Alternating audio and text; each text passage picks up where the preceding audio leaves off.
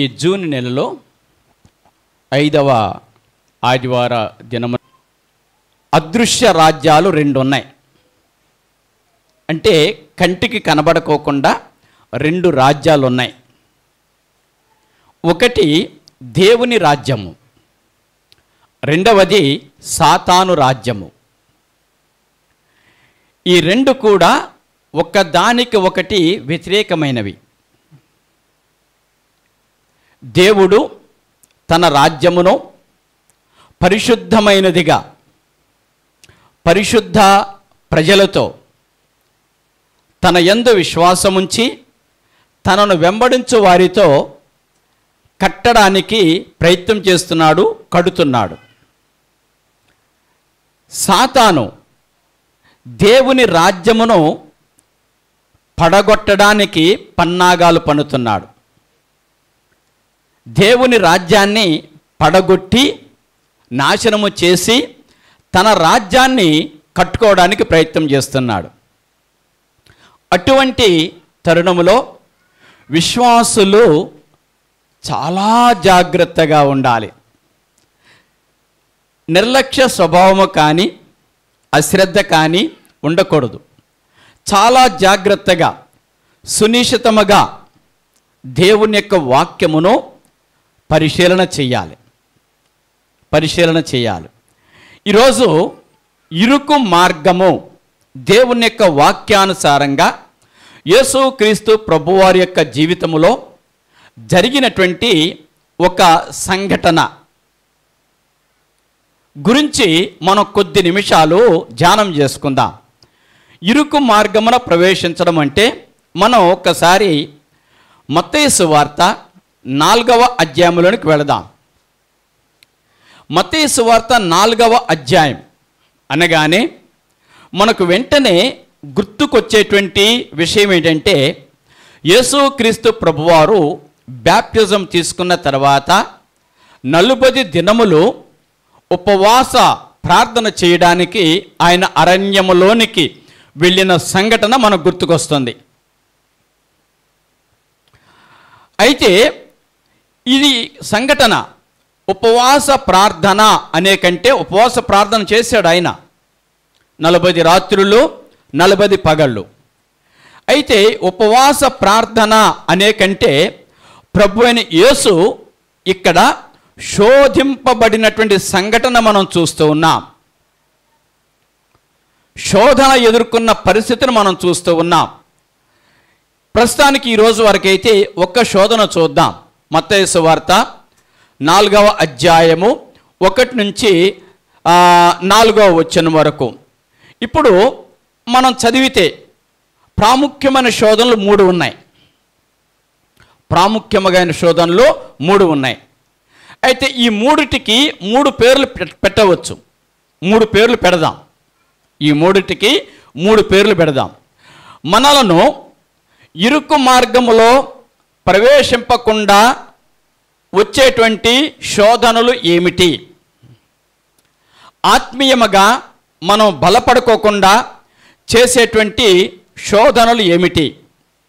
దేవునికి మనలను దూరము చేసేటువంటి శోధనలు ఏమిటి అనే వాటిని ఈ యొక్క 3 శోధనలకు అన్వయించుకొని మన అంతరంగ జీవితాన్ని కూడా మనం పరిశీలన చేసుకోవడానికి మనం ప్రయత్నం చేద్దాం. మీరు ఎప్పుడైనా చూడండి, ఎక్కడైనా చూడండి, యేసుక్రీస్తు ప్రభువారి యొక్క బోధలు జీవితాన్ని, విశ్వాస యొక్క జీవితాన్ని మెరుగుపరుస్తాయి. యేసుక్రీస్తు ప్రభువారి యొక్క బోధలు అంతర్గతంగా శాంతిని పెంపొందింపచేస్తాయి. యేసుక్రీస్తు ప్రభువారి యొక్క బోధలు మనం అనుసరిస్తే మన చుట్టూ ఉన్నటువంటి వారికి దేవుని దగ్గరకు దారి చూపించిన వారమవుతాం. యేసుక్రీస్తు ప్రభువారి యొక్క బోధలు ఎంతో ప్రభావవంతమైనవి, ఎంతో శక్తివంతమైనటువంటివి.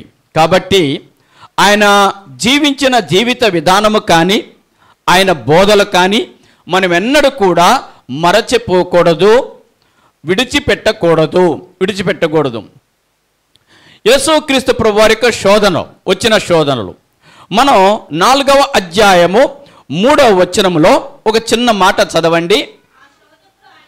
ఆ శోధకుడు ఆయన యొద్దకు వచ్చి, నీవు దేవుని కుమారుడవైతే ఈ రాళ్ళు రొట్టెలగునట్లు ఆజ్ఞాపించు అన్నాడండి. చాలు. ఆ శోధకుడు ప్రభువు దగ్గరకు వచ్చాడు. ప్రభువు దగ్గరకు వచ్చి, నీవు దేవుని కుమారుడవైతే ఈ రాళ్ళు రొట్టెలగునట్లుగా ఆజ్ఞాపించు అన్నాడు. యేసుక్రీస్తు ప్రభువారికి వచ్చినటువంటి అనేకమైన శోధనల్లో ఈ 4వ అధ్యాయంలో 3 శోధనలు రాయబడ్డాయి అని చెప్పాను కదా. ఈ 3 శోధనలు జరిగిన సమయంలో యేసుక్రీస్తు ప్రభువారు ఎలాంటి వాడో మనం అర్థం చేసుకోవచ్చు. యేసుక్రీస్తు ప్రభువారు ఎటువంటి వాడో మనం అర్థం చేసుకోవచ్చు. అదే విధముగా సాతాను ఎలాంటి వాడో కూడా మనకు అర్థమవుతుంది. అంటే యేసుక్రీస్తు ఎలాంటి వాడు, సాతాను ఎలాంటి వాడు అనేది ఈ యేసుక్రీస్తు ప్రభువారికి వచ్చినటువంటి శోధనలను మనం ధ్యానము చేయటం ద్వారా మనము అర్థం చేసుకుంటూ ఉంటాం. ఆ శోధకుడు ఆయన దగ్గరకు వచ్చాడు. ఇప్పుడు శోధన అంటే మనుషులకు వస్తాయి శోధనలు. మరి యేసుక్రీస్తు ప్రభువారికి ఎందుకు శోధనలు వస్తాయి అనే ప్రశ్న రావచ్చు. యేసుక్రీస్తు ప్రభువారు కూడా మానవ శరీరములో ఉన్న దైవ పురుషుడు అయిన, అంటే దేవత్వమని కలిగినటువంటి మనుషుడు అయిన, సంపూర్ణంగా మానవుడు, మనిషే, అదేవిధంగా సంపూర్ణంగా దేవుడు. అందుకొరకే ఆయనను మనం సరిగ్గా అర్థం చేసుకోవడానికి మనం ప్రయత్నం చేయాలి. ఇక్కడ యేసుక్రీస్తు ప్రభువారి గురించి ఒక చిన్న మాట హెబ్రీ గ్రంథకర్త రాస్తున్నాడు. హెబ్రీయులకు రాసిన పత్రిక 4వ అధ్యాయం. 4వ అధ్యాయం 15వ వచనంలో మనం చూసినట్లయితే, మన ప్రధాన యాజకుడు మన బలహీనతల యందు మనతో సహానుభవము లేనివాడు కాడు గాని సమస్త విషయములలో మన వలెనే శోధింపబడినను ఆయన పాపము లేనివాడిగా ఉండెను. జాగ్రత్తగా దేవుని యొక్క వాక్యాన్ని విందాం. ఇక్కడ చూడండి, మన వలెనే శోధింపబడినను, సమస్త విషయములలో మన వలెనే శోధింపబడినను కదా. అంటే బాగా మనం అర్థం చేసుకోవడానికి ప్రయత్నం చేస్తే, మనము ఎన్ని శోధనలనైతే ఎదుర్కొన్నామో అన్ని శోధనలు ప్రభువారు ఎదుర్కొన్నాడు. అన్ని శోధనలు ప్రభువుకు వచ్చాయి. అయితే ప్రభువారిని గురించి రాయబడిన మాట ఏంటంటే, ఆయన పాపము చేయలేదు. మన వలె శోధింపబడినను ఆయన పాపము చేయలేడు. పాపము లేనివాడిగా ఉన్నాడు. ఇప్పుడు ఒకసారి చూడండి, పాపము చేయుట యేసుక్రీస్తు ప్రభువారికి అసాధ్యమా? పాపము చెయ్యలేడా? ప్రశ్నించుకుందాం. అంటే పాపము చేయుట యేసుక్రీస్తు ప్రభువారికి అసాధ్యమా? ఆయన పాపము చెయ్యలేడా అని ప్రశ్నిస్తే, యేసుక్రీస్తు ప్రభువారికి కూడా పాపము చేయుట అసాధ్యమో కాదు. ఆయన కూడా పాపము చేయగలడు. ఎందుకు? శరీరం ఉంది కదా. కాబట్టి ఆయన కూడా పాపము చేయగలడు. అయితే ఇక్కడ ఆయన గురించి రాయబడిన మాట ఏంటంటే, కానీ ఆయన పాపము చెయ్యలేదు. ఆయన పాపము చేయకుండా ఉన్నాడు. మనకొక మంచి ఉదాహరణ, మనకొక మంచి మాదిరి. అంటే దేవునికి బిడ్డలముగా మనము కూడా పాపము చేయగలుగుతాం. అది పెద్ద అసాధ్యమేమి కాదు. కానీ యేసుక్రీస్తు ప్రభువారు ఏ విధముగా అయితే పాపము చేయకుండా ఉన్నాడో, పాపము చేయలేదో మనము కూడా అదే విధముగా పాపము చేయకుండా ఉండాలి. ప్రభుని యొక్క నామాన్ని బట్టి ఇప్పుడు ఒక్కసారి చూడండి. ఇక్కడ అపవాది శోధించాడు. ఆ శోధకుడు ఆయన దగ్గరికి వచ్చాడు. ఎన్ని రోజులు శోధించాడు? ఎప్పుడైతే యేసుక్రీస్తు ప్రభువారు ప్రార్థన చేయుట కొరకు సమర్పించుకున్నాడో ఆ రోజు నుంచే అపవాది శోధించడం మొదలుపెట్టాడండి. ప్రతి విశ్వాస యొక్క జీవితంలో ఒక ఆధ్యాత్మిక విషయాన్ని గమనించాలి. ఎప్పుడైతే నువ్వు ప్రభువు కోసం ఏదైనా ఒక మంచి కార్యమును ప్రతి దినము నేను చెయ్యాలి అని తీర్మానం చేసుకుంటావో ఆ రోజే ఆయన అపవాది శోధించడం ప్రారంభిస్తాడు. అపవాది నీ వెంటబడతాడు. అంటే ఉదాహరణకు ఈ రోజు నుంచి ప్రతిరోజు బైబిల్ చదవాలి అని తీర్మానం చేసుకున్నాం అనుకోండి. రేపొద్దున ఈ బైబిల్ చదవడానికి నీకు ఎన్నో ఆటంకాలు కలగజేస్తాడు. అవకాశం లేకుండా చేస్తాడు. ఇక్కడ యేసుక్రీస్తు ప్రభువారు ఒక ప్రక్కన పరిశుద్ధాత్మ చేత నడిపింపబడుతున్నాడు, రెండో ప్రక్కన అపవాది చేత శోధింపబడుతున్నాడు. 40 దినాలు ఆయన శోధింపబడ్డాడు. 40 దినాలు ఆయన శోధన ఎదుర్కొన్నాడు. 40 దినాలు ఆయన అపవాదిని ఎదుర్కొన్నాడు. అయితే చివరికి వచ్చినటువంటి 3 శోధనలు మాత్రమే పరిశుద్ధ గ్రంథంలో రాయడానికి పరిశుద్ధాత్ముడు అనుమతించాడు. కాబట్టి ఈ 3 పెద్ద శోధనలే రాయబడి ఉన్నాయి. ప్రతి 3 నెలలకు ఒక్కసారి వచ్చేటువంటి 5వ ఆదివార దినమున ఈ 3 శోధనల్లో ఈరోజు ఒక శోధన మాత్రమే చూద్దాం. 40 దినాలు ఆయన శోధింపబడినప్పటికీ 40 దినాలే కాదు, తన జీవితకాలమంతా అపవాది శోధనలు తీసుకుని వచ్చినప్పటికీ యేసుక్రీస్తు ప్రభువారు ఆత్మ ఖడ్గమయ్యున్నటువంటి లేఖన భాగముల ద్వారా అపవాదిని జయించుకుంటూ వచ్చాడు. ఇది మనకు దేవుని యొక్క లేఖనాలు మనము తెలుసుకోవాల్సిన ఆధ్యాత్మిక సత్యం. లేఖనముల ద్వారా ప్రతి శోధనను జయించాడు యేసుక్రీస్తు ప్రభువారు. ఇప్పుడు మత్తయి సువార్త 4వ అధ్యాయము 1 నుంచి 4వ వచనం వరకు ఆ శోధకుడు ఆయన దగ్గరకు వచ్చాడు. ఆయన దగ్గరకు వచ్చి ఒక మాట అంటున్నాడు. ఏమంటున్నాడు? నీవు దేవుని కుమారుడవైతే ఈ రాళ్ళు రొట్టెలగునట్లుగా చేసి నువ్వు తిను అని అన్నాడండి. అన్నాడు. ఈ మొట్టమొదటి శోధనకు ఒక పేరు పెడదాం. ఏంటి ఆ పేరంటే స్వార్థం. ఈ మొదటి శోధన ఏంటి? స్వార్థం. నిన్ను అపవాది కొట్టడు, గాయాలు చేయడు, పడిపోయేటట్లు చేయడు, ఆత్మీయంగా పడిపోయేటట్లు చేస్తాడు కదా. ఇది చూడండి స్వార్థం. ఇప్పుడు ఈ స్వార్థం అంటే ఏంటి? స్వార్థం అంటే బాగా ఆకలి అవుతూ ఉన్నది, బాగా అలసిపోయి ఉన్నాడు, ఆహారము తినకపోతే చాలా విపరీతమైన పరిస్థితి సంభవించేటట్లుంది. అది చూచాడు అపవాది చూచి ప్రభువు దగ్గరకు వచ్చి ఈ రాళ్ళు రొట్టెలగునట్లుగా ఆజ్ఞాపించు, నువ్వు తిను అన్నాడండి. ఇక్కడ అంటే నీ శరీర సంబంధమైనటువంటి ఆకలిని తీర్చుకోవడానికి దేవుని యొక్క శక్తిని ఉపయోగించు. నీ ఆకలిని తృప్తిపరచుకోవడానికి రాళ్లను రొట్టెలుగా చేసుకొని తిను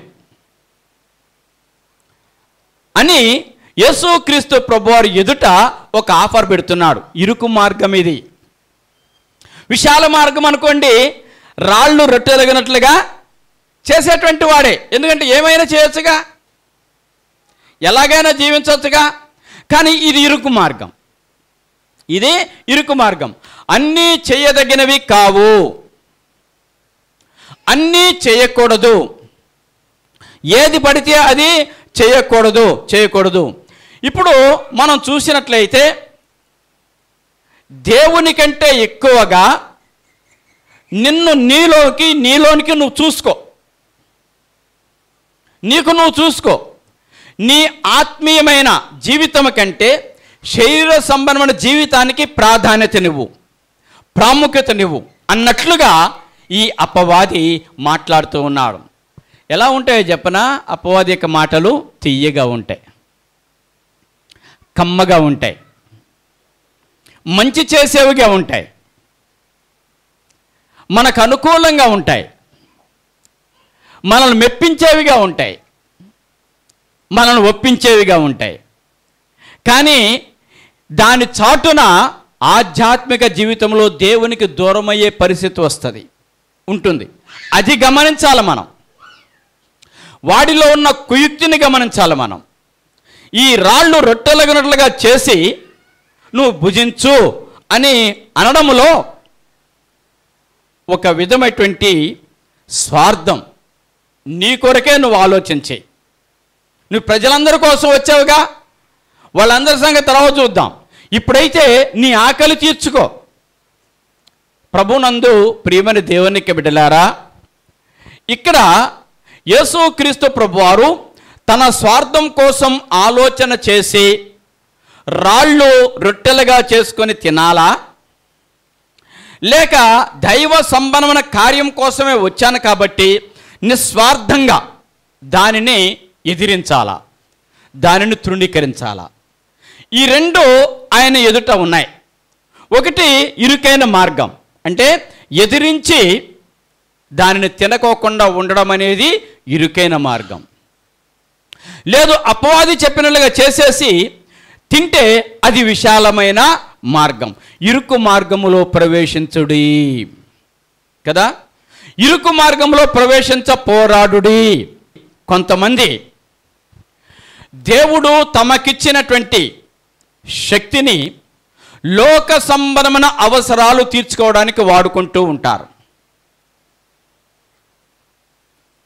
దేవుడు తమకిచ్చినటువంటి ఆత్మీయ వరాన్ని ధనవంతులు కావడానికో, ప్రజలను పోగేసుకోవడానికో, పేరు ప్రఖ్యాతులు సంపాదించుకోవడానికో ప్రయత్నం చేస్తూ ఉంటారు. కానీ దాని ద్వారా దేవుణ్ణి మహిమపరచుదాము అనేటువంటి ఆలోచన దాదాపుగా ఎక్కడ కూడా లేదు. ఇక్కడ ప్రభుని యొక్క నామములో నిస్వార్థంగా యేసుక్రీస్తు ప్రభువారు దేవుని యొక్క వాక్యానికి విలువనిచ్చాడు, కానీ అపవాది యొక్క మాటకు విలువనివ్వలే. ఇప్పుడు యేసుక్రీస్తు ప్రభువారు ఆ రాళ్లను రొట్టెలేటట్లుగా చేయలే అంటే ప్రభువుకు శక్తి లేదా? ప్రభువు దేవుని కుమారుడు కాదా? ఇప్పుడు ప్రభునకు శక్తి లేదా? రాళ్ళు రొట్టెలుగా చేయగలిగిన శక్తి ప్రభునకు లేదా? అపవాది ఏమన్నాడు? నీవు దేవుని కుమారుడు అయితే అన్నాడు కదా. మరి ఆయన దేవుని కుమారుడు కాదా? అవును, ఆయన దేవుని కుమారుడే. రెండవది కూడా రాళ్లను రొట్టెలుగా చేయగలిగినటువంటి శక్తి కంటే కూడా ఇంకా ఎక్కువ శక్తి కలిగినటువంటి వాడు. ఎలా చెప్తాం మనం? తర్వాత మనం చూస్తాం. కేవలం కొంత పదార్థంతోనే, కొంచెమే ఆహారం ఉన్నది, కొంచెమే ఆ ఆహారమును ప్రార్థన చేసి ఆశీర్వదించడం ద్వారా 5,000 మందికి అది అభివృద్ధి చెందింది. మరి ఒక చోట మరలా కొంచెం పదార్థమే ఉంది, ఒక్కళ్ళకు కూడా సరిపోదు తింటే. బలమైన మనిషి తింటే ఒక్కడికి కూడా సరిపోదు. మరలా ఆశీర్వదించినప్పుడు అవి 4,000 మందికి సరిపోయినాయి. అంటే 5,000 మందికి ఏమీ లేకుండానే 5,000 మందికి ఆహారం పెట్టగల సమర్థుడు. అతి కొద్ది పదార్థముతోనే 4,000 మందిని 5,000 మందిని తృప్తి చేయగలిగినటువంటి శక్తి కలిగిన వాడు మన యేసుక్రీస్తు ప్రభువారు. మన యేసుక్రీస్తు ప్రభువారు. మరి అటువంటి పరిస్థితుల్లో ఇప్పుడు ఎందుకు వద్దంటున్నాడు? ఇప్పుడు ఎందుకు చేస్తలేదు? ఓ చిన్న ఉదాహరణ చెప్తాను చూడండి. శోధన అంటే ఏంటంటే నిన్ను తినకూడని వస్తువు తినేటట్లు చేయడమే శోధన. అపవాది. నువ్వు తినకూడదు, వాస్తవానికి దేవుని యొక్క వాక్య ప్రకారంగా తినకూడదు, కానీ తినేటట్లు చేస్తాడు. దేవుని యొక్క వాక్యాన్ని తమకు అనుకూలంగా మలుచుకుంటారు.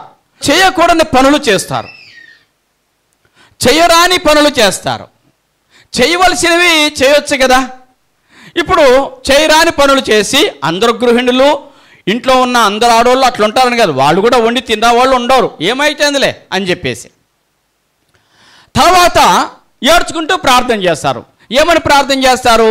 మా సంగతి మీకు తెలుసును ప్రభువా, ఎందుకు తినాల్సి వచ్చిందో నీకు తెలుసును ప్రభు. అబ్బో, ఎంత జ్ఞానమో క్రైస్తవులకి! ఎందుకు తినాల్సి వచ్చిందో నీకు తెలుసును ప్రభువా. ఎంత విచారకరమైన విషయం అండి, ఎంత విచారకరమైన విషయము. అలా చేసి ఎందుకు చేయాల్సి వచ్చిందో తెలుసు ప్రభు. మళ్ళీ పైపెచ్చి ఏమంటారంటే, నువ్వు అంతరంగాన్ని చూసేవాడివి నాయనా. అంటే మేము తినేసాం, కానీ నా అంతరంగం మాత్రం పరిశుద్ధంగా ఉంది. నువ్వు చూస్తున్నా, నీ శరీరమే బాగపోతే నీ అంతరంగం ఎట్లా బాగుంటుంది చెప్పండి? సిగరెట్ త్రాగుతున్న వాడివి, నా అంతరంగం తెలుసు దేవుడికి అనుకుంటే ఎట్లా ఉంటుందండి? నువ్వు చేయాల్సిన పనులు చేస్తున్నావు, నా మనసు కల్మషం లేనిది, నా అంతరంగాన్ని చూస్తున్న దేవుడివి అని అంటే. కాబట్టి ఎలాంటి ఒక స్వార్థానికి ప్రార్థన వాడుకుంటారో చూడండి. చెయ్యాల్సిన ప్రతి పనికి మాలిన పనులన్నీ చేసేసి ఏడ్చుకుంటూ ప్రార్థన చేస్తే ఏమైనా ఉపయోగం ఉన్నదా? ఎవరు కట్టడి చేయాలి? ఎవరు అదుపు చేయాలి? ఇప్పుడు యేసుక్రీస్తు ప్రభువారిని ఎవరు అదుపు చేశారు? ఎవరైనా కట్టడి చేశారా? ఎవరైనా తినొద్దని అన్నారా? కదా. ఆయనకై ఆయనే తినలేదు. ఎందుకంటే నిస్వార్థంగా దేవుని యొక్క వాక్యమును అనుసరించడానికి ప్రయత్నం చేశాడు. అటువంటి సమయం వచ్చినప్పుడు, అటువంటి తరుణం వచ్చినప్పుడు నిస్వార్థముగా నువ్వు తృణీకరించు, నిర్ద్వందంగా తృణీకరించు. అసలు అటువంటి వాటికి దూరం అయితేనే బెస్ట్. చాలా వద్దు అని చెప్పు. ఇక్కడ ప్రభువారు ఏమని చెప్పాడో చూడండి. మత్తయి సువార్త 4వ అధ్యాయము 4వ వచనములో, అందుకు ఆయన, ఒక మనుషుడు రొట్టె వలన మాత్రము కాదు గాని దేవుని నోట నుండి వచ్చు ప్రతి మాట వలనను జీవించును అని వ్రాయబడి ఉన్నది. అంటే వ్రాయబడినటువంటి దేవుని యొక్క వాక్యమును ఉదహరించి ఆ శోధనలో పడిపోకుండా తనను తాను యేసుక్రీస్తు ప్రభువారు కాపాడుకున్నాడు. ఇప్పుడు మనం ఏం చేస్తాము? చేసేసిన తర్వాత కదా, క్రీస్తు ప్రభువారి యొక్క నామములో మనం ఎంతగా దేవుని యొక్క వాక్యములో, అందుకొరకే నా ప్రియమైనటువంటి పిల్లలకందరికీ నేను చెప్పేటువంటి మాటల్లో ఒక మాట ఏంటంటే, వాక్యాన్ని చదవండి, వాక్యమును చదవడం మాత్రమే కాదు, సరైన రీతిలో అర్థం చేసుకోనండి. ఎందుకంటే వాక్యం చదువుతున్నారు, పాపం చేస్తున్నారు, ప్రార్థన చేస్తున్నారు, తప్పులు చేస్తున్నారు, వాక్యం వింటున్నారు, అబద్ధాలు చెప్తున్నారు, చేయరాని పనులన్నీ చేసేస్తున్నారు, కలహాలు పెడుతున్నారు, గొడవలు సృష్టిస్తున్నారు, చాడీలు చెప్పేస్తున్నారు, కోప తాపాలు రేపుతున్నారు. మరికొంతమంది అయితే దేవుడంటే ద్వేషాన్ని కలిగిస్తున్నారు. మళ్ళీ ప్రార్థనలు బరాబరే, మళ్ళీ వాక్యాలు బరాబరే. అట్లా ఉండకూడదు. అక్కడ ఉండదు, అని వ్రాయబడి ఉన్నది, అని వ్రాయబడి ఉన్నది. ఇప్పుడు ఈ రోజుల్లో ఉండేటువంటి విషయాలు ఏంటంటే, దేవుడు అద్భుతమైన రీతిలో విడిపిస్తాడు, దేవుడు సహాయం చేస్తాడు. ఈ రెండు ప్రతి క్రైస్తవులు కూడా దేవుడు అద్భుతమైన రీతిలో విడిపిస్తాడు, దేవుడు సహాయం చేస్తాడు. అయితే ఆయన విడిపించేటువంటి పరిస్థితులు వేరు, ఆయన సహాయం చేసే పరిస్థితులు వేరు. కానీ ఇక్కడ దేవుడు విడిపిస్తాడు, దేవుడు సహాయం చేస్తాడు అని యేసుక్రీస్తు ప్రభువు ఊరకుండలే. ఏం చేశాడు? వాక్యముతో ఎదిరించాడు, వాక్యముతో ఎదిరించాడు. శోధనలో పడిపోయి దేవుడు సహాయం చేస్తాడు అనే తలంపు ఏమనొచ్చు? బుద్ధిహీనత అనొచ్చు, ఒక విధంగా గర్వం అని కూడా అనొచ్చు. గర్వం కదా, ఇది నువ్వు చేయాల్సిన మాట, నువ్వు అనాల్సిన మాట, నువ్వు తినుకోకుండా ఉండాల్సిన మాట, నువ్వు తినుకోకుండా ఉండాలి. అక్కడ ఇరుకు మార్గం కదా, ఇరుకు మార్గంలో అన్నీ తినొచ్చా? ఇరుకు మార్గంలో అన్నీ చేయొచ్చా? కాదు. విశాలమైన మార్గంలో అయితే ఇది చేస్తారు, అది చేస్తారు. చాలామంది ఇరుకు మార్గంలో ఉన్నాము అనుకుంటూ విశాలమైన మార్గంలో నడుస్తున్నారు, విశాలమైన మార్గంలో నడుస్తున్నారు. ఇక్కడ వ్రాయబడి ఉన్నది. ఈ 3 శోధనలు కూడా యేసుక్రీస్తు ప్రభువారు ద్వితీయోపదేశ కాండములోని లేఖన భాగాలనే ఉదహరించాడు. అంటే ద్వితీయోపదేశ కాండాన్ని యేసుక్రీస్తు ప్రభువారు బాగా ధ్యానం చేసుంటాడు. అందులో దేవుని కోసము ఇజ్రాయేలు ప్రజలు జీవించవలసిన జీవిత విధానము దేవుడు ఎలా చెప్పాడో బాగా స్టడీ చేసి ఉంటాడు. అందుకొరకే ఈ 3 శోధనలు ఎదుర్కోవడానికి ఈ 3 రిఫరెన్స్లు కూడా ద్వితీయోపదేశ కాండంలోంచే యేసుక్రీస్తు ప్రభువారు ఉదాహరణ చేసి ఉంటాడు. చూద్దామా లేఖన భాగాన్ని? ద్వితీయోపదేశ కాండం 8వ అధ్యాయం 3వ వచనంలో చూడండి. ఆహారం వలననే కాక యెహోవా సెలవిచ్చిన ప్రతి మాట వలన నరులు బ్రతుకుదురు కదా. ఎంత మంచిగా తెలియపరుస్తున్నాడో చూడండి. ఆహారం వలననే కాదు అమ్మా, ఆహారం వలననే కాదు, దేవుడు సెలవిచ్చిన ప్రతి మాట వలన నరులు బ్రతుకుతారు.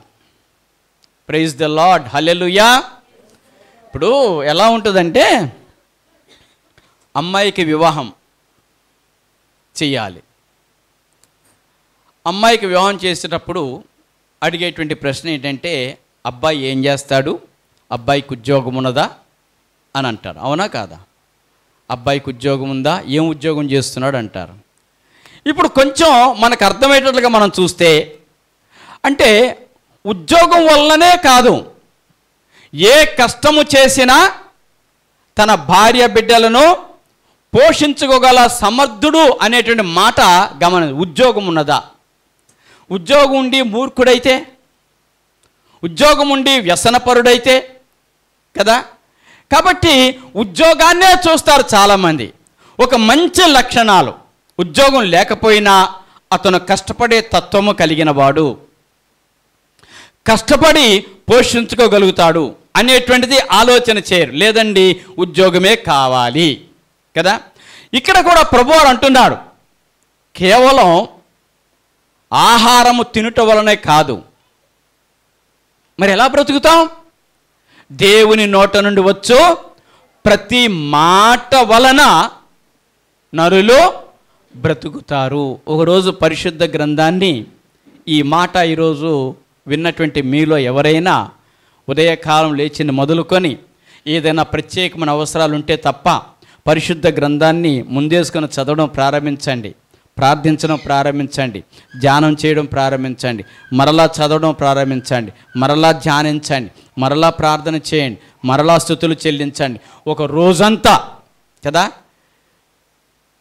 అప్పుడు దానిని జయించి మీరు ఏదో ఒక రోజు సాక్ష్యం చెప్పగలుగుతారు, నేను కేవలం దేవుని యొక్క నోటి మాట వలనే ఆ రోజంతా బ్రతికాను.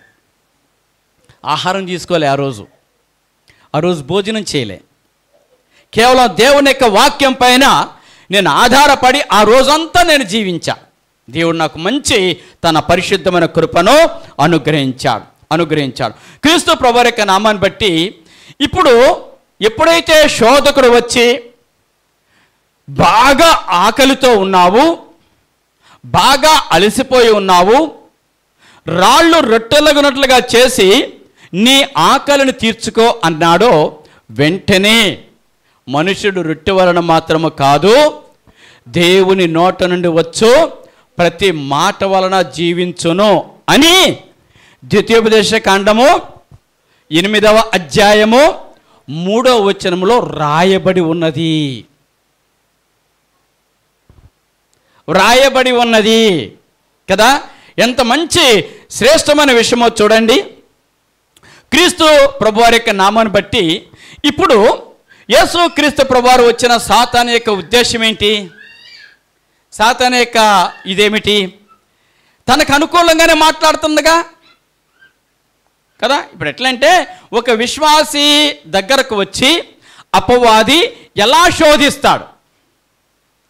శోధిస్తాడు, నిన్నేమో కింద పడ్డానండి, మొన్నేమో బండి జారిందండి, ఈరోజేమో తలనొప్పి వచ్చిందండి, అంతకుముందు రోజేమో కాలు నొప్పి పుట్టిందండి, అంతకుముందు రోజేమో కడుపులో నొప్పి వచ్చిందండి. ఏంటండి ఈ శోధనలన్నీ నాకు ఎందుకు వస్తున్నాయండి, ఈ శోధనలన్నీ నాకు అనుకుంటారు. అవి శోధనలు కాదు, అవి ఎట్లా శోధనలు అవుతాయి? అవి శోధనలు కాదు. మరి శోధనలు ఏంటి? దేవుని నుంచి నిన్ను దూరము చేసేటువంటి పనులు చేయమని అపవాది ప్రేరేపిస్తే ఆ పనులు చేసి పడిపోవడం శోధన కదా. అవి మనకు అనుకూలంగా ఉంటాయి, ఇష్టంగా అనిపిస్తాయి. అబ్బా, సాతాను ఎంత మంచోడురా, నా క్షేమాన్ని కోరుతున్నాడు అని అనుకుంటూ ఉంటాం. అక్కడే ఉన్నటువంటి మోసాన్ని మనం గమనించాలి. ఒక మాట చెప్పనా, యేసుక్రీస్తు ప్రభువు సాతాను చేత మోసగించబడలేదు.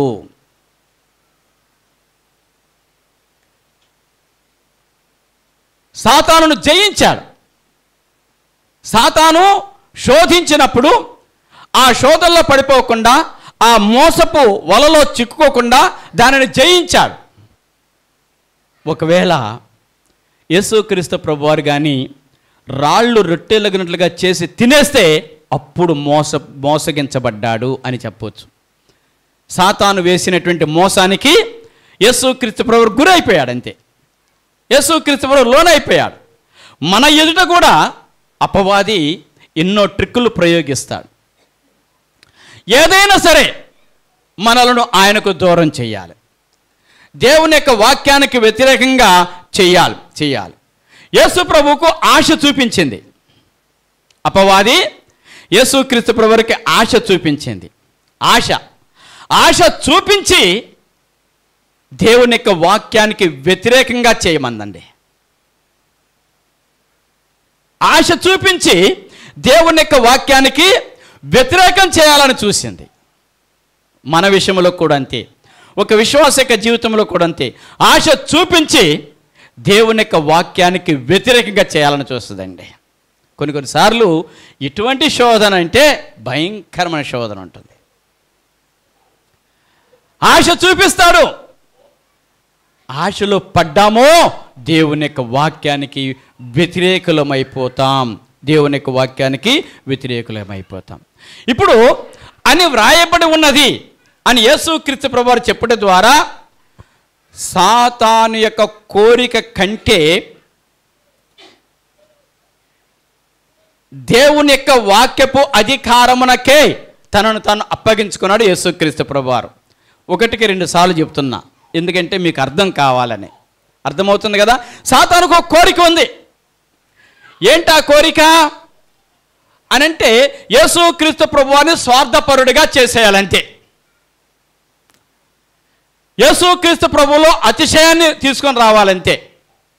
యేసుక్రీస్తు ప్రభువును గర్విష్ఠగా చేయాలంటే నేను చేయలేనా అని చేసేయాలంతే. అది సాతాను యొక్క కోరిక. అయితే యేసుక్రీస్తు ప్రభువారు సాతాను కోరిక కంటే దేవుని యొక్క వాక్యపు అధికారమునకే తన్ను తాను అప్పగించుకున్నాడు యేసయ్య. కాబట్టి చిన్న చిన్న సమస్యలు వచ్చినప్పటికీ కూడా సాతానుకు లొంగబాకండి. వాక్యం రాయబడి ఉంది, వాక్యం ఉన్నది. నేను పరిశుద్ధుణ్ణి, నేను పరిశుద్ధంగా జీవించాలి, దేవుని యొక్క వాక్యానికి అనుకూలంగా జీవించాలి అని మీ హృదయంలో మీరు తలపోయాలి. దేవుడు చూసుకుంటాడని వదిలిపెట్టొద్దు అప్పుడు కదా. దేవుడు చూసుకునే సమయాలు ఉన్నాయి. క్రీస్తు ప్రభువు యొక్క నామమును బట్టి మన ఆధ్యాత్మిక జీవితంలో దేవుని యొక్క వాక్యానికి అంత ప్రిఫరెన్స్ ఇచ్చాడు యేసుక్రీస్తు ప్రభువారు. ఇప్పుడు ఈ మొట్టమొదటి శోధన స్వార్థం కదా. అంటే దేవుని కంటే ఎక్కువగా నీ సుఖానికే నువ్వు ప్రాధాన్యత ఇవ్వు, నీ ఆకలిని తీర్చుకోవడానికే ప్రాధాన్యత ఇవ్వు అని అన్నప్పుడు యేసుక్రీస్తు ప్రభువారు ఆ శోధన జయించాడు కదా. ఇప్పుడు శోధన జయించడానికి దేవుని వాక్యాన్ని ఎలా ఉపయోగించాలి అనేటువంటివి ఒక 3-4 విషయాలు మనం చూస్తానికి మనం ప్రయత్నం చేద్దాం. శోధన జయించడానికి దేవుని యొక్క వాక్యాన్ని ఎలా ఉపయోగించాలి, లేక దేవుని యొక్క వాక్య ప్రకారంగా ఏం చేయాలి. ఎప్పుడు కూడా శోధనలాగా రాదు. కొన్నిసార్లు ఎలా ఉంటుందంటే యేసుక్రీస్తు ప్రభువారికి మన ప్రభువారు మనతో చెప్పిన ప్రకారంగా మనం చూస్తే, ఒకవేళ నీ చెయ్యే నిన్ను శోధిస్తుంది, నీ చెయ్యే నిన్ను శోధిస్తుంది, నీ చెయ్యిని నరికి అవతల పడేసే అన్నాడు. ఎందుకంటే 2 చేతులు కలిగిన వాడవై నరకములో వెళ్ళట కంటే ఒక్క చెయ్యి కలిగి నిత్య జీవములో ప్రవేశించుట మేలు. క్రీస్తు ప్రభువారి యొక్క నామములో ఒక్కసారి ఆలోచన చేయండి. శోధనను ఎంత గట్టిగా ఎదిరించాలో, ఎంత ఖండితంగా ఎదిరించాలో, ఎంత స్పష్టంగా ఎదిరించాలో. శోధనలో పడిపోకుండా లేదు, చెయ్యిని కట్టేసుకో.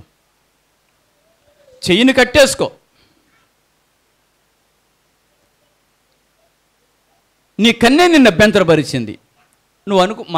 మనం సాధారణంగా ఏమంటామంటే మనుషుల వైపు చూస్తాం. కాదు, నిన్ను అభ్యంతరపరిచేది నీ కన్నే, నిన్ను శోధించేది నీ చేతులే, నిన్ను ఇబ్బందుల్లో పడేసేది నీ మనసే, నీ ఆలోచనలే, నీ తలంపులే. వాటిని కట్టడి చేసుకోవాలి. కాబట్టి దేవుని యొక్క వాక్యము ద్వారా ఎలా జయించాలి, దేవుని యొక్క వాక్యమును ఎట్లా ఉపయోగించాలి శోధన జయించడానికి అనేటువంటిది ఒక 4 రిఫరెన్స్లు మనం చూస్తానికి మనం ప్రయత్నం చేద్దాం కదా. ఎందుకంటే వ్రాయబడి ఉన్నది ద్వితీయోపదేశ కాండములో 8వ అధ్యాయము 3వ వచనములో ఉన్న పదాన్ని మత్తయి సువార్త 4వ అధ్యాయంలోను, లూకా సువార్త 4వ అధ్యాయంలో కూడా యేసుక్రీస్తు ప్రభువు యొక్క ఉపవాసము, యేసుక్రీస్తు ప్రభువు యొక్క శోధనే వ్రాయబడి ఉంది. కాబట్టి అక్కడ యేసుక్రీస్తు ప్రభువారు ఈ లేఖన భాగాలను ఉపయోగించడం జరిగి ఉన్నది. మనకు కూడా దేవుని యొక్క వాక్యం అందుకొరకే చదవండి, బాగా ఏకాగ్రతగా చదవండి, ప్రశాంత వదనంతో చదవండి. దేవుని యొక్క వాక్యాన్ని మీ యొక్క హృదయంలో దాచుకోనండి. ఎట్లా అని అంటే, నంబర్ 1, యోహాను సువార్త 15వ అధ్యాయము, యోహాను సువార్త 15వ అధ్యాయము 4వ వచనం ఒకసారి చూడండి. నా యందు నిలిచి ఉండుడి, మీ యందు నేనును నిలిచి ఉండును, తీగ ద్రాక్షావళిలో నిలిచి ఉంటేనే కానీ తనంతట తానే ఎలాగూ ఫలింపదో అలాగే నా యందు నిలిచి ఉంటేనే కానీ మీరును ఫలింపరు. ఇది ఒక విశ్వాసి ద్రాక్ష తీగతో అంటు కట్టబడితే అతని యొక్క జీవితంలో ఏ ఏ మేలులు ఉంటాయో, ఎటువంటి ప్రతిఫలాన్ని పొందుకుంటాడో యేసుక్రీస్తు ప్రభువారు చెప్పినటువంటి విషయాలే యోహాను సువార్త 15వ అధ్యాయం అంతా కూడా. ఇప్పుడు ఈ శోధన జయించడానికి వాక్యము ఎట్లా ఉపయోగించాలి, వాక్యానుసారంగా ఎలా ప్రవర్తించాలి అనేటువంటి వాటిలో ఒక పాయింట్గా మనం చూస్తే, మనం ఎప్పుడు ఈ శోధన జయించగలుగుతామంటే క్రీస్తులో నిలిచి ఉన్నప్పుడు. క్రీస్తులో నిలిచి ఉన్నప్పుడు. క్రీస్తులో నిలిచి ఉంటేనే కానీ శోధన జయించలేం. క్రీస్తులో నిలిచి ఉండాలి. నానార్థాలు, పెడార్థాలు ఇవేమీ వద్దు, క్రీస్తులో నిలిచి ఉండాలి అంతే.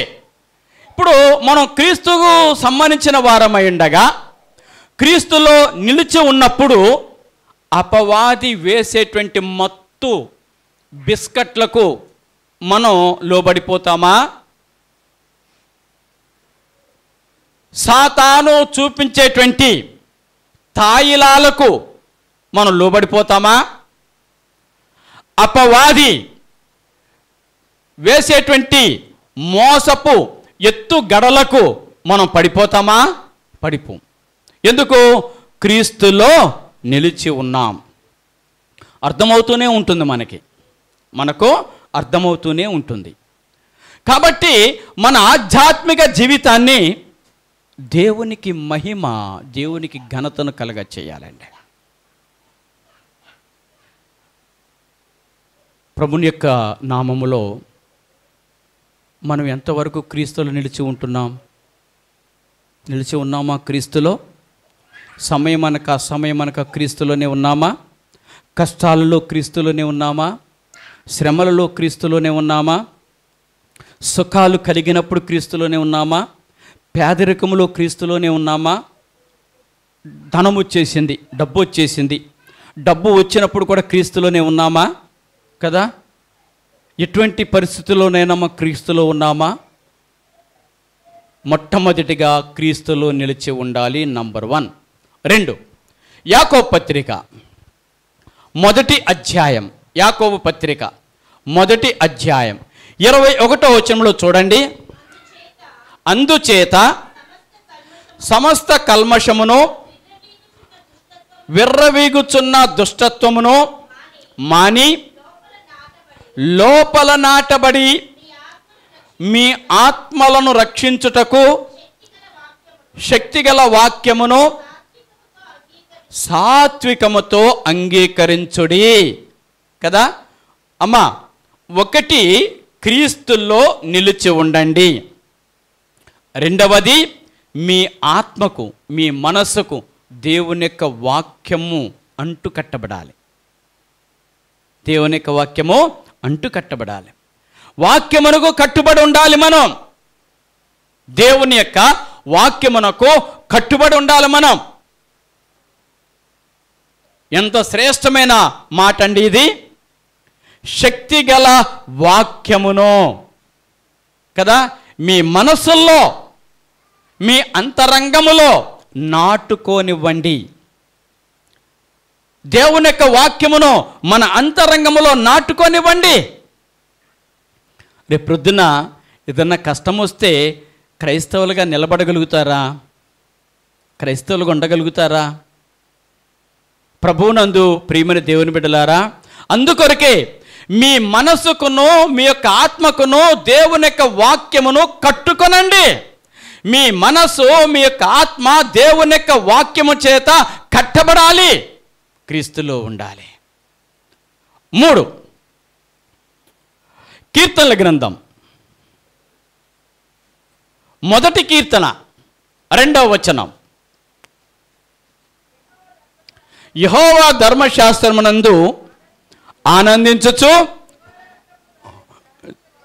దివారాత్రము దానిని ధ్యానించువాడు ధన్యుడు. కదా, ఎప్పుడు శోధన వచ్చినా మనం జయించాలి. అపవాదికి మనం బానిసలము కావద్దు. అపవాది చెప్పినట్లల్లా చేయకూడదు. చేసి ఇబ్బందులు పడి, చేసి కష్టాలు తెచ్చుకొని ప్రభువా అని మనం ఏడవలసిన పని లేదు. ముందుగానే దానిని ఆదిలోనే తుంచి పడై, అంతే. తుంచి పడై, వద్దు అని వ్రాయబడి ఉన్నది.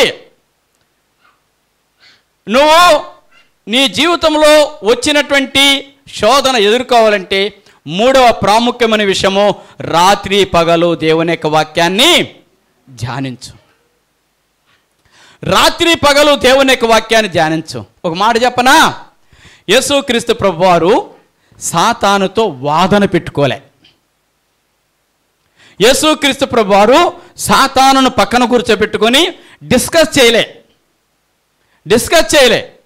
యేసుక్రీస్తు ప్రభువారు ఎదుట ఆ శోధన వచ్చినప్పుడు మనుషుడు రొట్టె వలన మాత్రము కాదు, ఆయన నోట నుండి వచ్చు ప్రతి మాట వలన జీవిస్తాడు అని వ్రాయబడి ఉన్నది అని చెప్పాడంతే. దెబ్బకు సాతానుకు కళ్ళు బైర్లు కమ్మినాయి కదా. వాదన పెట్టుకోవద్దు. ఒక నెదుగు తిట్టాలి, నేను సరైన రీతిలో ఉండాలి. ఒకరిని తిట్టాల్సిన పని లేదు. నువ్వు సరైన రీతిలో ఉండు. నువ్వు దేవుని యొక్క వాక్య ప్రకారం జీవించు. నువ్వు క్రీస్తులో ఉండు. దేవుని యొక్క వాక్యం నీ యొక్క మనసుకు, నీ యొక్క ఆత్మకు కట్టుకో. దేవుని యొక్క వాక్యాన్ని రేయింబగలు ధ్యానించు, రాత్రింబగల్లో ధ్యానించు. ఎవరిని నిందించొద్దు. ఒకళ్ళ జోలు మనకు అవసరం లేదు. నాలుగోది, మత్తయి సువార్త 4వ అధ్యాయం 4వ వచనం.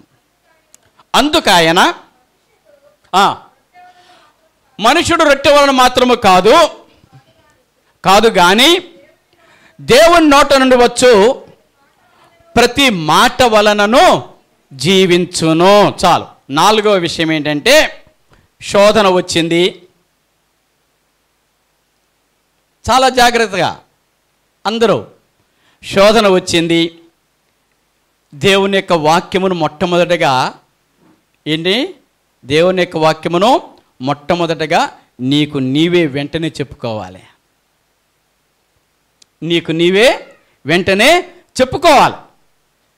కదా. యేసుక్రీస్తు ప్రభువారు తినమని అన్నాడు. అపవాది తినమన్న వెంటనే యేసుక్రీస్తు ప్రభువారు ఏం చేస్తున్నాడు? వాక్యాన్ని చెప్తున్నాడు. వాక్యమును చెప్తున్నాడు. ఆలోచన చేస్తూ ఉండు. రాళ్ళు రొట్టెలగినట్లుగా ప్రార్థన చేస్తూ ఉండు. దేవుని చిత్తమేదో కాదో అడుగుతూ ఉండు. ఇదంటున్నావు అంటే జారిపోతున్నావు నువ్వు, అంతే. అలా అంటున్నావంటే నువ్వు జారిపోతున్నావు. కొద్దిగా టైం కావాలి. ఒక 10 నిమిషాలు ఆలోచన చేస్తూ ఉండు. వద్దు. ఎందుకు? వాక్యము అంత కరాఖండగా చెప్తున్నప్పుడు వెంటనే దేవుని యొక్క వాక్యం నీకు నువ్వు బోధించుకోవాలి. ఫస్ట్ నీకు నువ్వు బోధించుకోవాలి. నీకు నువ్వు నెమరు వేసుకోవాలి. వెంటనే చెప్పుకోవాలి. మనుషుడు రొట్టె వలన మాత్రం కాదు, దేవుని నోట నుండి వచ్చు ప్రతి మాట వలన జీవిస్తాడు. యేసు జాగ్రత్త. కదా. ఆ మాట ఇప్పుడు అపవాది చెప్తున్నాడు. క్రీస్తు ప్రభువు యొక్క నామములో నువ్వు జారిపోవడానికి టైం తీసుకొని కదా, ప్రార్థన చేస్తాను అని మళ్ళా పతనమైపోయి, ఇదంతా కూడా నీకు దేవునికి వ్యతిరేకంగానే చేస్తూ ఉన్నాయి. 4వ విషయము, శోధన వచ్చిన వెంటనే దేవుని యొక్క వాక్యమును నీకై నువ్వుగా చెప్పుకోవాలి. 5, ఎఫెసీయులకు రాసిన పత్రిక 6వ అధ్యాయం 18వ వచనం. ప్రార్థనలోనికి వెళ్దాం. ఎఫెసీయులకు రాసిన పత్రిక 6వ అధ్యాయము 18వ వచనం. ఆత్మ వలన ప్రతి సమయమునందు ప్రతి విధమైన ప్రార్థనతో విజ్ఞాపనల్లోనూ ఆ విషయంలో చాలు. ఏంటంటే ఇక్కడ ఉన్నటువంటి విషయం ఏంటంటే ప్రార్థన. ఈ విషయములన్నీ, ఏ విషయములన్నీ ఇప్పుడు వరుసగా చెప్పండి, నా వైపు చూడండి. 1, క్రీస్తులో నిలిచి ఉండే విషయము. 2, దేవుని యొక్క వాక్యమును మనసుకును ఆత్మకును కట్టుకునే విషయము. 3, దేవుని యొక్క వాక్యమును పగలు రేయి ధ్యానించే విషయమును. 4, దేవుని యొక్క వాక్యమును శోధన వచ్చిన వెంటనే నీకుగా చెప్పుకునే విషయం. ఈ విషయములన్నీ కూడా ప్రార్థనాపూర్వకముగా జరిగించాలి కదండి. ఈ విషయములన్నీ కూడా ప్రార్థనాపూర్వకముగా జరిగించాలి. అందుకొరకే లేఖనాలు. ప్రభువునందు ప్రియులారా, ఇది ఇరుకైన మార్గం అని వ్రాయబడి ఉన్నది. అని వ్రాయబడి ఉన్నప్పుడు నువ్వు దానికి వ్యతిరేకంగా ఎట్లా చేస్తావండి? ఇప్పుడు యేసుక్రీస్తు ప్రభువారి యొక్క పనులు చేయడానికి వచ్చి సాతాను యొక్క పనులు ఎట్లా చేస్తారండి? చేయవచ్చునది? అందుకే కదా శోధనలు వస్తున్నాయి, శ్రమలు వస్తున్నాయి. కాబట్టి మనం ప్రభుని యొక్క పిల్లలము, ప్రభు యొక్క బిడ్డలుగానే జీవించడానికి మనం ప్రయత్నం చేయాలి అని వ్రాయబడి ఉన్నది. కాబట్టి ద్వితీయోపదేశ కాండం చదవండి. అది ఒకటి చదివితే సరిపోయిద్దా? ఫిలోమోనుకు రాసిన పత్రికను చదవండి. మలాకి గ్రంథమును చదవండి. లూకా సువార్తను చదవండి కదా. ప్రభువునందు ప్రియమైన దేవునికి బిడ్డలారా, టోటల్గా పరిశుద్ధ గ్రంథమంతా చదవండి, మనసు పెట్టి చదవండి. చేసేసిన తర్వాత వచ్చేటువంటి మాట ఏంటంటే, అయ్యో నాకు తెలియదండి. అందుకొరకే వాక్యాన్ని చదవండి అని చెప్తున్నా. నిస్వార్థంగా, స్వార్థం లేకుండా నిస్వార్థముగా యేసుక్రీస్తు ప్రభువారు సిలువ యాగము పాపులందరి కొరకు మరణించుటలో ఆయనకి ఎటువంటి స్వార్థము లేదు. క్రీస్తును సేవించుటలో, క్రీస్తును వెంబడించుటలో, క్రీస్తును అనుసరించుటలో, ఇరుకైన మార్గము నడుచుటలో నాకు ఏ విధమైన స్వార్థం లేదు. నా ప్రభువు నన్ను ప్రేమించాడు కాబట్టి నేను నడుస్తున్నా అన్నట్లుగా మన ఆధ్యాత్మిక జీవితాన్ని మలుచుకుందాం, మార్చుకుందాం, దేవునికి మహిమకరంగా జీవించుదాము. రండి ప్రార్థన చేసుకుందాం. దేవుడు తన పరిశుద్ధమైనటువంటి వినికిడిలో చెప్పబడినటువంటి లేఖన భాగములను దీవించి ఆశీర్వదించునుగాక.